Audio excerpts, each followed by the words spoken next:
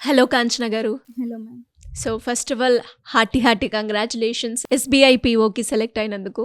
Thank you. And so government job కొట్టాలి అన్న ఆలోచన ఎందుకు వచ్చింది? అండ్ ఎస్పెషలీ ఎంబీఏ చదువుకుంటూ కూడా మీరు ఎగ్జామ్కి ప్రిపేర్ అయ్యి ఎగ్జామ్ క్రాక్ చేశారు.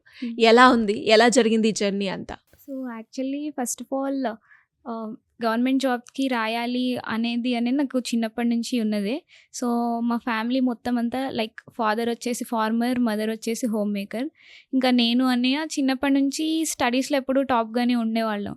సో మా పేరెంట్స్ మా కోసం చిన్నప్పటి నుంచి పడ్డ స్ట్రగుల్స్ కానీ వాళ్ళు ఎప్పుడు కూడా వాళ్ళకి నెక్స్ట్ స్టెప్ ఏంటి, ఎలా చదువుకోవాలి ఏంటి అనేది చెప్పేవాళ్ళు లేకపోవడం వల్ల వాళ్ళు ఈరోజు అక్కడే ఆగిపోయాం, ఫార్మింగ్ దగ్గరే ఆగిపోయాం అన్న ఫీలింగ్ వాళ్ళకి ఎప్పుడు ఉండేది. సో మా విషయంలో అట్లా జరగొద్దు అని వాళ్ళు ఎవ్రీ స్టెప్లో మా కోసం వాళ్ళు గైడెన్స్ ఇవ్వకపోయినా, అంటే వాళ్ళకి తెలియదు కాబట్టి చదువుకున్న వాళ్ళ వరకు మమ్మల్ని తీసుకెళ్ళడం, వాళ్ళ ద్వారా మాకు గైడెన్స్ ఇప్పించడం, అలా స్టెప్ బై స్టెప్ మూవ్ అవుతూ వచ్చాము. సో అట్లా ఆ ప్రాసెస్లో మాకు హైలీ రెస్పెక్టబుల్ జాబ్ ఏదైనా చేయాలి అంటే మాకున్న ఆప్షన్స్లో గవర్నమెంట్ జాబ్ బెస్ట్ అనేది నేను చిన్నప్పుడు డిసైడ్ అయిన ఫీలింగ్. సో 10th వరకు అంత నార్మల్గానే అయిపోయింది. ఇంటర్మీడియట్ నుంచి నేను కామర్స్. సో అక్కడ నుంచి నాకు కామర్స్ అండ్ ఫినాన్స్ ఈ రెండిటిపైన బాగా ఇంట్రెస్ట్ అనేది డెవలప్ అయింది. సో నేను ఆ ఇంట్రెస్ట్ని అలానే క్యారీ ఫార్వర్డ్ చేస్తూ నా యూజీలో కూడా నాది BCom finance VIT AP campus నుంచి నేను పాస్ అవుట్ అయ్యాను 2024లో. అండ్ ఆఫ్టర్ దట్ నాకు ఓన్లీ ఆ ఫినాన్షియల్ నాలెడ్జ్ సరిపోదు అనిపించింది. ప్రెజెంట్ ఉన్న టెక్నాలజీకి నా ఫినాన్స్ నాలెడ్జ్ని ఇంటిగ్రేట్ చేయాలని చెప్పి నేను అనుకున్నాను. సో అట్లా మళ్ళీ సియూఈటీ ఎంట్రన్స్ ఎగ్జామ్స్ రాయడం, ఇక్కడ హైదరాబాద్ సెంట్రల్ యూనివర్సిటీలోనే నాకు ఎంబీఏ సీట్ వచ్చింది బిజినెస్ అనాలిటిక్స్లో. సో ఆల్రెడీ ఇప్పుడు నేను ఫైనల్ సెమిస్టర్లో ఉన్నాను. అండ్ ఇదే ప్రాసెస్లో నేను యూజీ సెకండ్ ఇయర్లో ఉన్నప్పటి నుంచి కోచింగ్ తీసుకోవాలని చెప్పి డిసైడ్ అయ్యాను. సో నేను రెగ్యులర్ స్టూడెంట్, నేను నా స్టడీస్ని కాంప్రమైజ్ చేసి వెళ్ళి కోచింగ్ తీసుకోలేను. అలా అని స్టడీస్ అయిపోయిన తర్వాత మా ఫ్యామిలీ అయితే కంప్లీట్లీ స్ట్రెస్ వద్దు, after graduation take a break and go for preparation అన్నట్టే ఉన్నారు స్టార్టింగ్ నుంచి. బట్ నేను అట్లా ఇష్టపడలేదు. గ్రాడ్యుయేషన్తో పాటే సైమల్టేనియస్గా చదువుకుంటూ ఉన్నా. అవును. సో 2022లో నేను కోచింగ్ స్టార్ట్ చేశాను. నాకు ఆఫ్లైన్ ఆప్షన్స్ లేదు కాబట్టి సో నేను శ్రీధర్ సిసి ఫ్యాకల్టీని కాంటాక్ట్ అయ్యాను. సో 2022లో first time 1 year pack online కోసం తీసుకున్నాను. ఆన్లైన్ కదా ఎలా ఉంటుంది అంటే లైవ్ క్లాసెస్కి రికార్డెడ్ క్లాసెస్కి చాలా డిఫరెన్స్ ఉంటుంది. బట్ టు బీ ఫ్రాంక్, నాకు నేను సర్చ్ చేసిన అన్ని సోర్సెస్లో బెస్ట్ ఫ్యాకల్టీ, బెస్ట్ మెటీరియల్, అంటే వర్త్ అనిపించిన కోర్స్ అనమాట శ్రీధర్ సిసిఎల్. ఇంకా ఇక్కడ ఏమన్నా డౌట్స్ ఏమన్నా ఉన్నా కూడా మాకు కాంటాక్ట్ నెంబర్స్ ఇచ్చేవాళ్ళు ఫ్యాకల్టీవి. సో ఫ్రీ టైంలో వాళ్ళకి కాల్ చేసి రెస్పాన్స్ ఉంటుందా? ఏ టైంలో చేసినా కూడా రెస్పాన్స్ ఉండేది. సో అన్ని క్లియర్ గా క్లారిఫై చేసేవాళ్ళు. అట్లా ఒక 1 year ప్యాక్ తీసుకున్నాను సెకండ్ ఇయర్ లో ఉన్నప్పుడు. సో 1 year అక్కడ కంటిన్యూ చేశాను. మళ్ళీ తర్వాత థర్డ్ ఇయర్ లో కానీ ఎంబీఏ ఫస్ట్ ఇయర్ లో కానీ నేను తీసుకోలేదు. ఆ 1 yearదే నేను తర్వాత బుక్స్ లో ప్రాక్టీస్ చేయడం అట్లా చేశాను. బట్ ఫ్యాకల్టీతో ఈ మధ్యలో టచ్ లో ఉంటూనే ఉన్నాను. ఈవెన్ దో నేను మళ్ళీ కోర్స్ కంటిన్యూ చేయకపోయినా వాళ్ళు నాకు హెల్ప్ చేశారు. Looking at the enthusiasm and all, they helped me in clearing all the doubts. So తర్వాత మళ్ళీ లాస్ట్ ఇయర్ పిఓ నోటిఫికేషన్ 2025 జూన్లో వచ్చింది. అప్పటికి ఒక 10 days ముందే మళ్ళీ ఇంకొకసారి నేను ప్యాక్ తీసుకుందాం, రివిజన్లా ఉంటుంది అన్నట్టు మళ్ళీ తీసుకున్నాను. ఇంకా నోటిఫికేషన్ వచ్చింది, గట్టిగా రాయాలి, ఈసారి క్లియర్ చేయాలి, లైక్ ఫస్ట్ అటెంప్ట్ ఇస్తే కన్ఫర్మ్గా క్లియర్ చేయాలి అన్న ఉద్దేశంతోనే నేను స్టార్ట్ చేశాను అనమాట. సో ఇప్పుడు మీకు ఫస్ట్ అటెంప్ట్లోనే క్లియర్. మరి ఆన్లైన్లో మీరు శ్రీధర్ సిసి నుంచి కోచింగ్ తీసుకున్నారు కదా, మెటీరియల్ అయినా మాక్ టెస్ట్లు అయినా ఏదైతే మనకి డౌట్ వస్తుందో ఆ క్లారిఫికేషన్ అయినా సేమ్ మనకి ఆఫ్లైన్లో ఎలా ఉంటుందో ఆన్లైన్లో కూడా అలానే ఉంటుందా?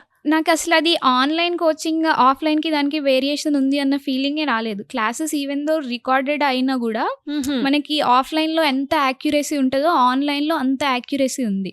And weekends like current affairs topics అవన్నీ మళ్ళీ లైవ్ క్లాసెస్ నడుస్తూ ఉండేవి. ఓన్లీ మెయిన్ పార్ట్ అంతా రికార్డెడ్ ఉండేవి. ఎప్పటికప్పుడు ఫ్రెష్ కంటెంట్ అప్డేట్ చేస్తూ ఉండేవాళ్ళు.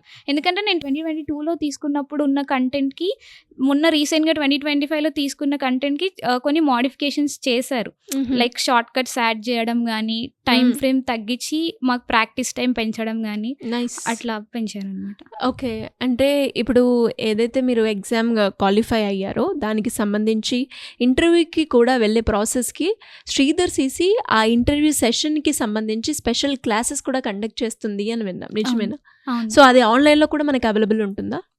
నేను యాక్చువల్గా ఆన్లైన్ తీసుకోలేదు ఇంటర్వ్యూకి, నేను ఆఫ్లైనే కావాలని చెప్పి అడిగాను. ఓకే. సో నేను ఫస్ట్ కోచింగ్ అంతా జరిగింది కూడా విజయవాడ బ్రాంచ్ రిలేటెడ్. సో ఇప్పుడు ఎంబీఏ కోసం హైదరాబాద్లో ఉన్నాను కాబట్టి ఇంటర్వ్యూ కోసం నేను ఆఫ్లైన్ ప్రిపరేషన్ అడిగినప్పుడు ఇక్కడ అమీర్పేట్కి వచ్చి ఆఫ్లైన్ మాక్ ఇంటర్వ్యూస్ తీసుకున్నాను. సో వీళ్ళకి ఉన్న సీనియర్ మోస్ట్ ఫ్యాకల్టీతో నాకు మాక్ ఇంటర్వ్యూస్ ఇప్పించారు ఒక 1 వీక్ ఆర్ 10 days టైం ఫ్రేమ్లో. సో ఆ మాక్ ఇంటర్వ్యూస్ ఇచ్చిన సర్స్లో కూడా ఒక సార్ రఘు సార్ అని చెప్పి, ఆయన చాలా experienced, like he worked in SBI, he was like worked till AGM by the time he retired. So వాళ్ళందరూ గైడ్ చేశారనమాట, ఎట్లా ప్రిపేర్ అవ్వాలి ఇంటర్వ్యూకి, ఏ టైప్ ఆఫ్ క్వశ్చన్స్ రావచ్చు, డ్రెస్ కోడ్ అన్నీ అట్లా. ఓకే. ఎలా ఉందండి ఇంటర్వ్యూ ఎక్స్పీరియన్స్? సో నేను మాక్ తీసుకోవడం ప్లస్ ఇంకా మెటీరియల్స్ శ్రీదర్శ్ నుంచే కొన్ని మెటీరియల్స్ రిఫర్ చేశాను. So almost 3 to 4 times revise చేసి వెళ్ళాను కాబట్టి నాకు ఇంటర్వ్యూ అంత స్ట్రెస్ఫుల్గా అనిపించలేదు. అంటే నేను టూ మచ్ టఫ్ ఉంటుంది అని చెప్పి అనుకున్నాను. మాక్ టెస్ట్లో నాకు ఏమైందంటే నన్ను కంఫర్టబుల్గా ఫీల్ చేయడానికి టు ద ఎక్స్ట్రీమ్ వరకు తీసుకెళ్ళి కూడా అడిగారు, నేను ఏది మిస్ చేయొద్దు అన్నట్టు. బట్ ఇంటర్వ్యూ ప్రాసెస్ నాకు శ్రీదర్శ్లో అయిన ఇంటర్వ్యూ కంటే నాకు లైవ్ ఇంటర్వ్యూ ఈజీ అనిపించేసింది ఇక్కడ ఇంటర్వ్యూ ప్రాక్టీస్ అవ్వడం వల్ల. సో అండ్ అలాగే ఇంటర్వ్యూ చేసే ప్రాసెస్లో ఇప్పుడు మీకు ఈ జాబ్ ఎందుకు, అండ్ అలాగే ఇప్పుడు ఇది మీరు ఫ్లెక్సిబుల్గా చేయగలుగుతారా లేదా, ఎలా ఉంది ఇంటర్వ్యూ అంతా? సో ఇంటర్వ్యూ ఎస్బీఐ ఫస్ట్ ఇట్లాంటి క్యాండిడేట్స్కి సపరేట్ రిజర్వేషన్ ఇస్తుందంటే, so already they are well known about the people, how they will work and all. So personal related questions వాళ్ళు ఏం రేస్ చేయలేదు. బట్ నీ జర్నీలో నువ్వు ఫేస్ చేసిన ఈ ప్రాబ్లం ఉంది కాబట్టి అందరితో కోపప్ అవ్వడానికి నేను ఎక్స్ట్రా ఎఫర్ట్స్ పెట్టాల్సింది ఉంది ప్రతి స్టెప్లో స్టార్టింగ్ నుంచి. ఓకే. సో అట్లా ఇప్పుడు ఎస్బీఐకి వచ్చినప్పుడు నిన్ను నువ్వు ఎట్లా ఫ్రేమ్ చేసుకుంటావు, అదర్స్ నుంచి నువ్వు ఎట్లా స్టాండ్ అవుతావు అట్లా క్వశ్చన్స్ రేజ్ చేశారు. సో నేను స్కూల్ అండ్ కాలేజ్ ఇంటర్మీడియట్ వరకు నార్మల్గా అయిపోయింది. Like my graduation and post graduation are like 2 of the top institutes అవ్వడం వల్ల నాకు బయట టెక్నికల్ వరల్డ్ ఎలా ఉంటుంది, బయట పీపుల్తో ఎలా బిహేవ్ చేయాలి, ఎక్స్పోజర్ అంతా రావడం వల్ల సో నేను మేనేజ్ చేయగలిగాను.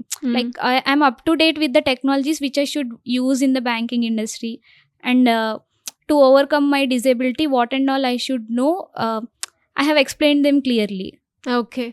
సో మరి ఎవరికైనా కూడా అంటే ఎమోషనల్గా కొన్ని స్టేజెస్ ఉంటాయి, మీరు ఎమోషనల్గా లో అయిన స్టేజ్ ఏంటి, దాని నుంచి ఎలా బయటపడ్డారు? సో ఎమోషనల్గా లో అయిన స్టేజ్ ఏంటి అంటే, లైక్ నా విషయంలో నేను ఎప్పుడు డైరెక్ట్గా అవ్వలేదు, బట్ మా ఫ్యామిలీని చాలాసార్లు క్రిటిసైజ్ చేసిన మూమెంట్స్ ఉన్నాయి.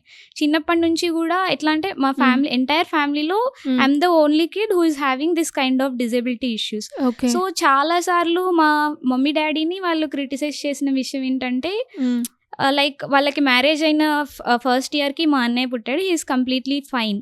సో నెక్స్ట్ ఇయర్ నేను, సో మీకు ఇప్పుడే కదా మ్యారేజ్ అయింది, ఎర్లీ స్టేజే కదా, ఇలాంటి అమ్మాయిని మీరు రేజ్ చేయగలరా? Like I came up from a very rural part. So పల్లెటూరులో ఎట్లా ఉంటుంది అన్న విషయం తెలిసింది. సో వద్దు, ఈ అమ్మాయి మీకు వద్దు, ఎక్కడన్నా వదిలేసేయండి, మీకు ఇంకా ఏజ్ ఉంది, లైఫ్ ఉంది, ఇంకొక పిల్లల్ని మీరు తీసుకోవచ్చు అన్నట్టు అన్నారు. కానీ my mom and my dad అప్పటి నుంచి కూడా వాళ్ళు ఛాలెంజింగ్గానే తీసుకున్నారు. అట్లా అప్పుడంటే నాకు తెలీదు వాళ్ళు అన్నారని, బట్ ఒక ఏజ్ వచ్చాక మన చుట్టూ ఉన్న వాళ్ళు ఎట్లా రెస్పాండ్ అవుతున్నారు ఏంటి అనేది మనకు తెలుస్తుంది. చాలాసార్లు మా సొంత ఫ్యామిలీలో ఉన్న వాళ్ళే సొంత రిలేటివ్సే అన్నారు అట్లా, అక్కర్లేదు ఈ అమ్మాయి మీకు, మీరు కాబట్టి పెంచుతున్నారు, మేమైతే ఎప్పుడో వదిలేసే వాళ్ళం లేదా మేమే చనిపోయే వాళ్ళం, అట్లా ఏదో ఒకటి అంటూనే ఉండాలి. కానీ మై మామ్ అండ్ డాడ్ వాళ్ళు అన్న ప్రతిసారి కూడా వాళ్ళు దాన్ని ఛాలెంజింగ్గా తీసుకున్నారు.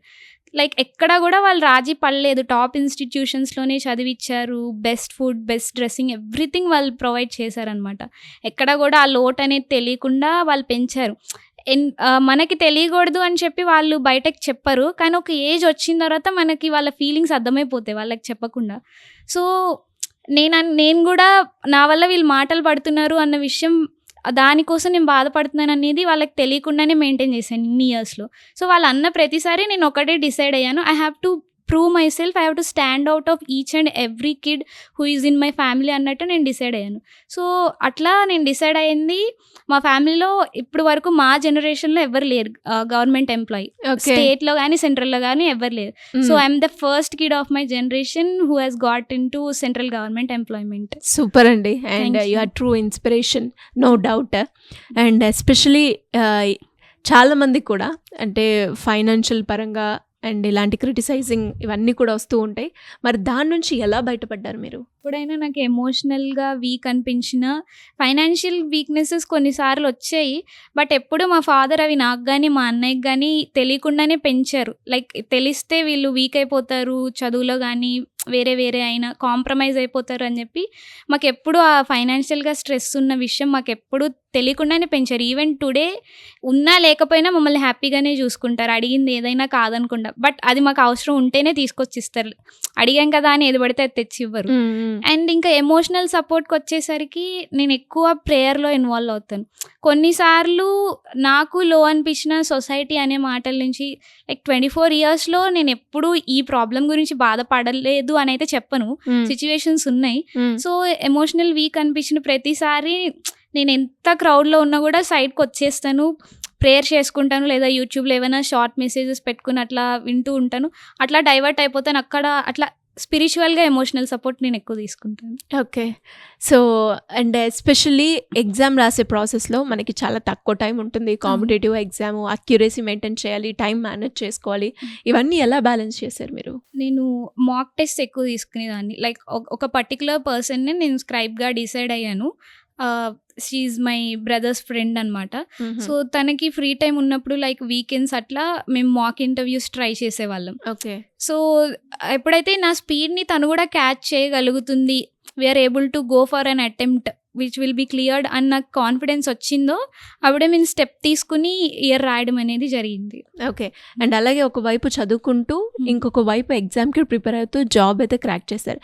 ఎంతసేపు మీ ప్రిపరేషన్కి మీరు కేటాయించారు రోజు? సో ఇనీషియల్ 2 అవర్స్లో నాకు జస్ట్ బేసిక్ నాలెడ్జ్ కోసం అన్నట్టే నేను ప్రిపరేషన్ స్టార్ట్ చేశాను.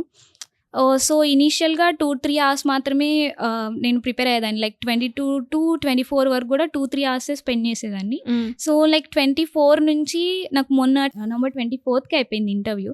అప్పటి వరకు కూడా నేను 5-6 అవర్స్ స్పెండ్ చేసేదాన్ని. ఎక్కువ నేను నైట్ టైం స్పెండ్ చేసేదాన్ని. నాకు మార్నింగ్ 9 to 6 కాలేజ్ అవర్స్ ఉండేవి. ఓకే. సో వచ్చిన తర్వాత 1 or 2 అవర్స్ రెస్ట్ తీసుకోవడం, మళ్ళీ నైట్ 1-2 అట్లా అక్కడ వరకు చదువుకోవడం, మళ్ళీ మార్నింగ్ 4 to 6 లేదా 5 to 7 అట్లా చదువుకునేదాన్ని. సో అండ్ ఇంకా ఎవరికైనా కూడా ఫ్రెషర్గా ఎవరైనా కూడా శ్రీధర్ సిసిలో జాయిన్ అవ్వాలి అనుకునే వాళ్ళకి మీరు రిఫర్ చేస్తారా? షూర్, డెఫినెట్గా నేను రిఫర్. ఒక 3 points చెప్పండి శ్రీధర్ సిసిలో మీరు రిఫర్ చేస్తారు అని చెప్పడానికి. అంటే okay, like the first point నేను ఎవరికైనా చెప్పేది best faculty, and the second point is like best content, third point is like మనకి ఒక బ్యాంకింగ్కి ప్రిపేర్ అవుతున్నాం కాబట్టి దీనికి మాత్రమే లిమిటెడ్ ఈ ఎక్స్టెంట్ వరకే క్వశ్చన్స్ ఉంటాయి, ఇక్కడ వరకే ఉంటాయి అనేది ఉండదు. మనం దేనికైనా వెళ్ళడానికి, దేనికైనా క్రాక్ చేయగలం అన్నట్టు వాళ్ళు టెక్నిక్స్ అనేవి మనకి నేర్పిస్తారు. లైక్ ఒక టాపిక్ మనకి ఇచ్చారంటే దాంట్లో 100కి 200% మనం షార్ప్ అయిపోతాం. ఎట్లాంటి క్వశ్చన్ అయినా మనం సాల్వ్ చేసేంత కేపబిలిటీ మనకు వస్తుంది. So faculty, content and moreover it builds confidence. Super అండి. 1 word about Sridhar CC. It's a good fit for all kind of examinations, even state, central or anything. Okay. It was great and congratulations once again. All the best for your future. Thank you so much. Thank you very much.